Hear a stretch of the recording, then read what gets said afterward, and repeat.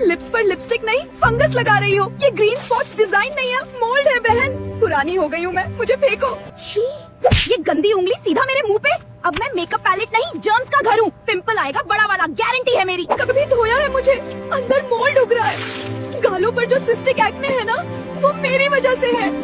ये जंग दिख रहा है, मैं रेजर हूँ, आरी नहीं। स्किन छिलेगी और दाने निकलेंगे वो अलग। 5 बार यूज किया, फेंक दे अब। पंप मत कर मेरी जान, हवा नहीं बैक्टीरिया भर रही है तू। 3 महीने हो गए, अब मैं मस्कारा नहीं, आंखों का इन्फेक्शन हूँ, बदलो मुझे। मेरे दांतों में फंसे ये बाल और धूल दिख रही है, ये वही डैंड्रफ और ऑयल है जो तू वापस साफ बालों में लगा रही है। हेयर फॉल मुबारक। अपनी गंदी उंगलियां सीधा मुझ में डाल रही हो। अब मैं बैक्टीरिया से भर गया हूँ। तुम्हारे बंद पोर्स और पिंपल्स सब तुम्हारी वजह से हैं। धूप और गर्मी में रखा मुझे, मेरी खुशबू सड़ गई है। मुझे ठंडा रखो वरना स्किन जलेगी। अपनी उस दोस्त को टैग करो जिसका मेकअप स्पॉन्ज हमेशा गंदा रहता है। और कमेंट में सच सच बताना, लास्ट टाइम अपने ब्रश कब धोए थे। झूठ मत बोलना।